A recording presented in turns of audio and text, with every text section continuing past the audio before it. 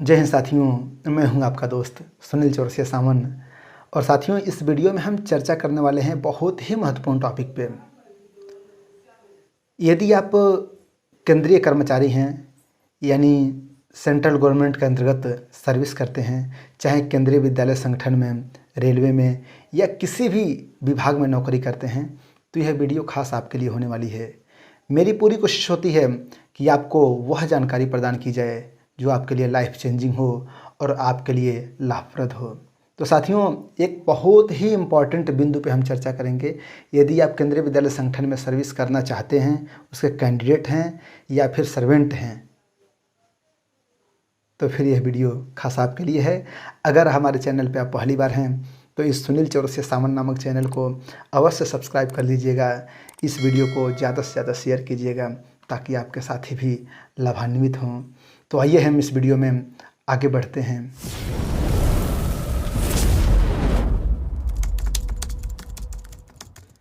जी हाँ साथियों, आज हम इस वीडियो में चर्चा करने वाले हैं स्थानांतरण को लेकर। और स्थानांतरण जब होता है, यानी ट्रांसफ़र जब होता है, तो एक स्टेशन से दूसरे स्टेशन पे जाने के लिए हमें ज्वाइनिंग टाइम कितना मिलता है, इस पे हम चर्चा करेंगे। जैसा कि अभी मेरा स्थानांतरण हुआ है, मान लीजिए कि मैं केंद्रीय विद्यालय में स्नातकोत्तर शिक्षक हिंदी पद पर अपनी सेवाएं प्रदान कर रहा हूं और मेरा ट्रांसफ़र अरुणाचल प्रदेश से उत्तर प्रदेश में हो गया है। माना कि मेरा स्थानांतरण हुआ है केंद्रीय विद्यालय टेंगावेली अरुणाचल प्रदेश से, स्थानांतरण हो चुका है केंद्रीय विद्यालय गांगरानी उत्तर प्रदेश में। ओके, अब यहाँ बात आती है, जैसे बहुत से साथियों का मेरे पास मैसेज आ रहा था, फ़ोन आ रहा था कि सर यह क्लियर नहीं हो पा रहा है कि ज्वाइनिंग टाइम कितना मिलता है, कितना मिलेगा, ठीक है।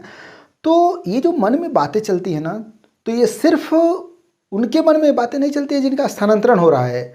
यह बातें उन कैंडिडेट्स के मन में भी चलती हैं कि जब हमारी सर्विस लगती है तो हमें किस तरह के लाभ मिलते हैं, कौन कौन से बेनिफिट्स मिलते हैं, कौन कौन सी सुविधाएं मिलती हैं। तो उन्हीं सुविधाओं और लाभों में से एक लाभ है ज्वाइनिंग टाइम का लाभ, और जानकारी अत्यावश्यक है आप सभी के लिए।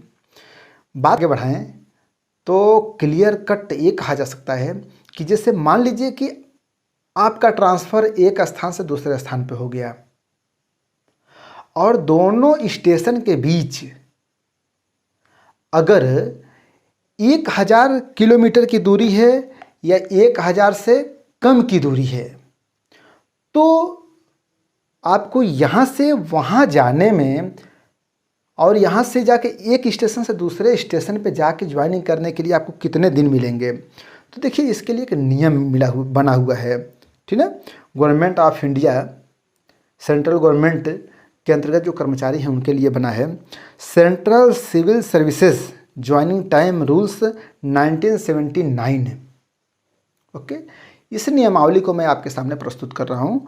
और इसके अंतर्गत कहा गया है, अगर आप केंद्रीय विद्यालय संगठन में हों या फिर किसी भी विभाग में हों, आपको कितना दिन मिलेगा। अगर 1000 किलोमीटर की दूरी है जहाँ से आपका ट्रांसफ़र हुआ, फ्रॉम और टू जहाँ पे हुआ, उन दोनों स्टेशंस के बीच में, हेडक्वार्टर के बीच में अगर 1000 किलोमीटर की दूरी या उससे कम की दूरी है, तो आपको ज्वाइनिंग टाइम मिलेगा 10 दिनों का। कितने दिनों का? 10 दिनों का।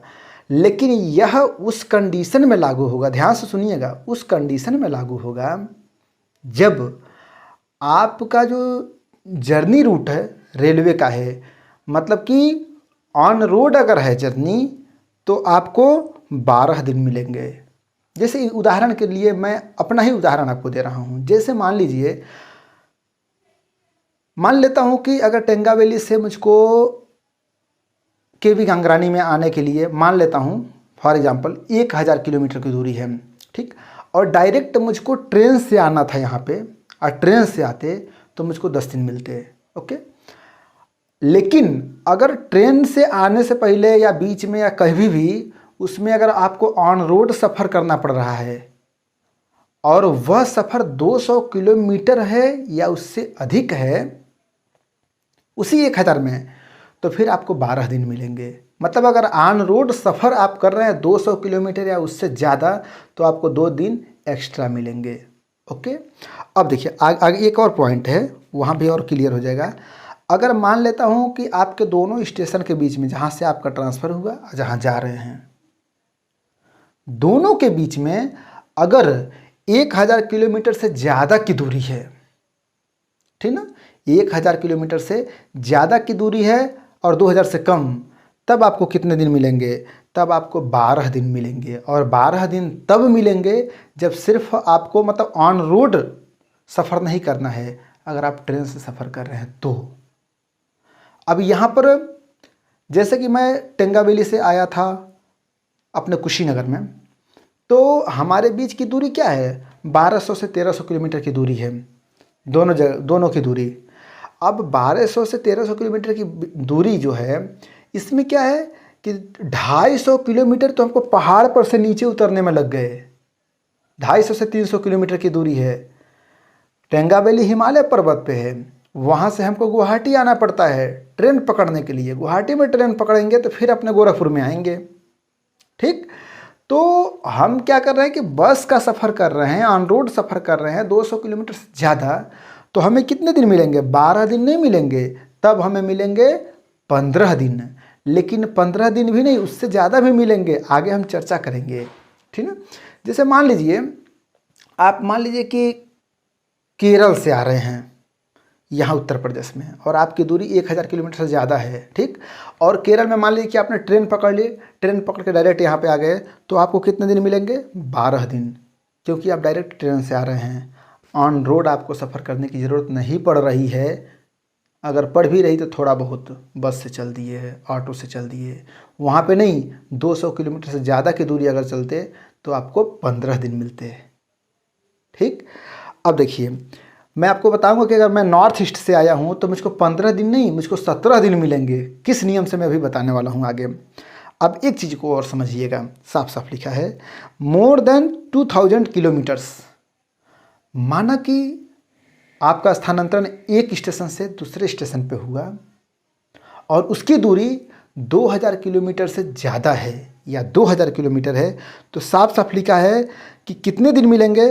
15 days, accept in cases of travel by air for which the maximum will be 12 days. Clear? तो यह नियमावली है। अब जैसा कि आप देख रहे हैं कि अगर मान लीजिए कि सिंपल ट्रेन से आ रहे हैं तो आपको 10 दिन का मिल रहा है, अगर 1000 किलोमीटर से कम की दूरी है तो। ठीक है, अगर मान लीजिए कि ऑन रोड भी 200 किलोमीटर से ज़्यादा का सफ़र कर लिए तो 12 दिन मिल जा रहे हैं। अगर 1000 किलोमीटर से ज़्यादा की दूरी है तो आपको 12 दिन मिलेंगे अगर ट्रेन से आ रहे हैं डायरेक्ट। तो अगर ऑन रोड सफ़र आपने कर दिया 200 किलोमीटर से ज़्यादा तो आपको 15 दिन मिल रहे हैं, ये मैंने आपको बता दिया। लेकिन 2 दिन एक्स्ट्रा कब मिलेगा, किस नियम से मिलेगा, इस पर भी हम थोड़ा चर्चा करेंगे, ध्यान दीजिएगा। एक नियमावली है रूल 5 एंड नोटिफिकेशन डेटेड 27 मार्च 2015। और इस नियमावली के अनुसार अगर आप नॉर्थ ईस्ट से, जैसे मैं अरुणाचल प्रदेश में पोस्टेड था, नॉर्थ ईस्ट से अगर आप आ रहे हैं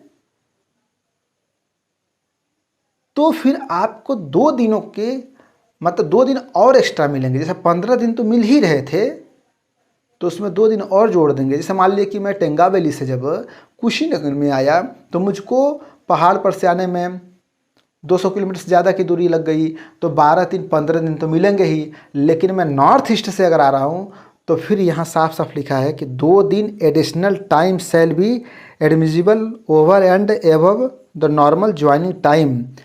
मतलब 2 दिन आपको और मिलेंगे, कुल कितने हो जाएंगे? 17 दिन हो जाएंगे।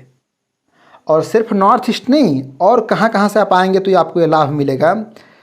सिक्किम, अंडमान एंड निकोबार, लक्षद्वीप, आइलैंड्स, लद्दाख, अगर यहाँ से आप आ रहे हैं तो आपको 2 दिन अतिरिक्त मिलेंगे।